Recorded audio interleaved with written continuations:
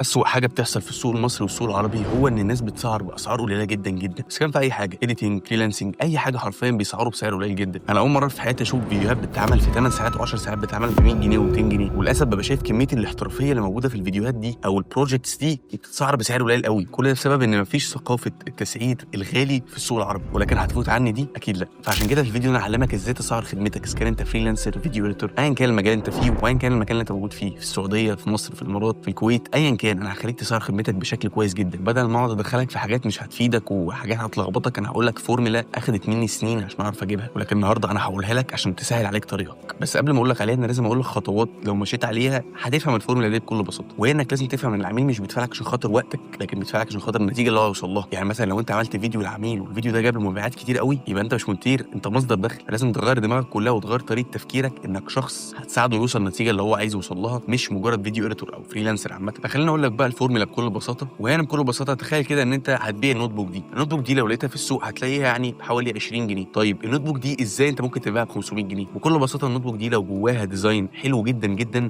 وجواها معلومات وبتوصل للنوت بوك دي لفئة مستعدة تدفع 500 جنيه في نوت بوك، فبالتالي أنت تعرف تبيعها بالسعر ده، مع إنها سعرها 20 جنيه، 30 جنيه مش أكتر من كده. ده بسبب إيه؟ ده بسبب النوت بوك دي فيها قيمة أكبر بكتير من ما هي عليه، وإنك برضه استهدفت فيها ناس هيدفعوا لك سعر عشانها. فخليني أحط النوت بوك دي على جنب وأقول لكم تفهم الكلام ده بإيه بالضبط. هي إن على حسب السوق اللي أنت موجود فيه، أنت ممكن نفس الحاجة تحطها في سوق مصري في ناس مش طالبين الحاجة دي، وتروح مثلًا تقدم فيديو لcontent creator يوتيوبر لسه مبتدئ على يوتيوب، تقدم له فيديو يقول لك هاخد 100 جنيه في الفيديو، ونفس الفيديو ده تقدمه ب$100 لشخص تاني، عشان خاطر هو في سوق مختلف، عشان خاطر هو محتاجك. فاللي أنا طالبه منك إنك تكون في السوق الصح اللي هيحتاجك، وأكتر سوق بارجحه لك وفيه أقل منافسة هو السوق العربي، في دول زي السعودية، زي الإمارات، زي الكويت، وزي مصر برضه، بس بعض الأماكن في مصر اللي هي زي رجال العقارات في مصر أو دكاترة الأسنان أو معالجين النفسيين في مصر. فبعد ما حددت السوق بتاعك هتبتدي إن أنت تشوف إيه الخدمة اللي أنت هتقدمها. نفترض مثلًا إن العميل طلب منك إن هو عايز ستايل إيمان جدزي بتاع الفيديو editing اللي مشهور دلوقتي في السوق. فبكل بساطة لو بصيت على الستايل ده في السوق الأجنبي هتلاقي إن هو تمنه في ال10 دقايق حوالي $500 أو 25,000 جنيه، لكن لو بصيت عليه في السوق المصري هتلاقي إن هو بيتعمل ب500 جنيه ماكسيمم، ممكن 1000 جنيه لما يعلى معاك،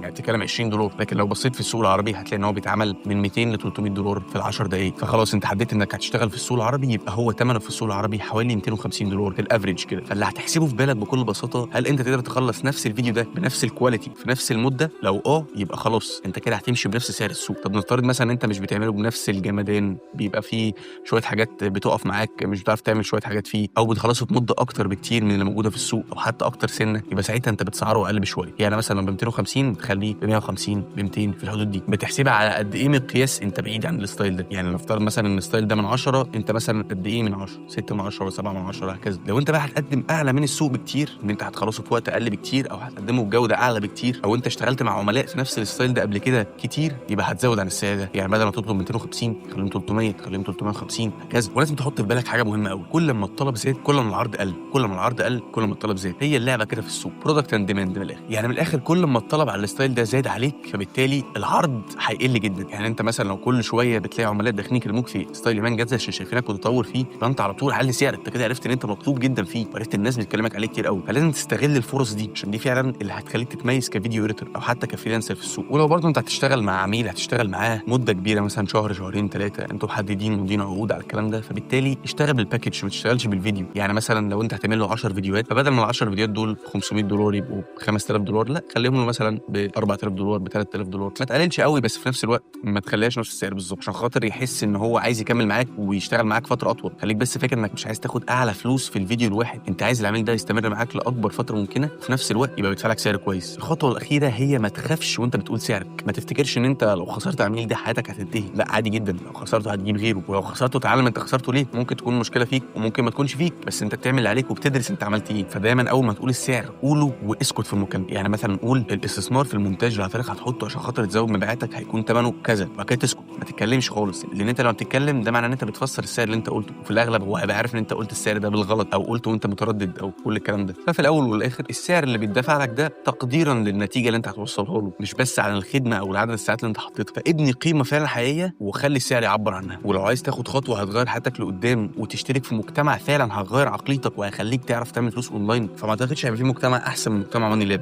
اللي حرفيًا حاطين لك فيه كل حاجه، ازاي تفكر زي المليونيرز، ازاي تجيب عميل، كل الاستراتيجيز اللي انا حطيتها اللي حرفيا خدت مني سنين عشان اعرف اكتشفها واطبقها. وفي 2 سكيلز محطوطين جوه الكوميونتي واللي هي المونتاج والجرافيك ديزايننج. بتتعلم في المونتاج كل حاجه من الصفر لغايه لما تعمل اشهر 8 ستايلات في السوق، وفي الجرافيك ديزايننج بتعرف تعمل ثامبنيلز زي الموجود عندنا في القناه اللي ساعدتنا نجيب الوفات المشاهدات ونكبر في خلال 5 شهور بس ل 60,000 سبسكرايبر. ده غير ورش العمل الاسبوعيه الموجوده عشان تسال اي سؤال انت محتاجه ونبقى متابعين معاك خطوه بخطوه. ثمن الاشتراك حرفيا في المجتمع ده هو ثمن وجبه انت هتاكلها في اي مكان نظيف. لو انت مش عايز تبص تحت رجليك وتبص لقدام على قد ايه حاجه دي هتفيدك، هتلاقي لينك الاشتراك تحت في الديسكربشن، ولو انت من مصر هتلاقي خدمه العملاء في الديسكربشن تحت لو عايز تدفع فودافون كاش. وبتمنى لكم كل التوفيق يا مبدعين. السلام عليكم.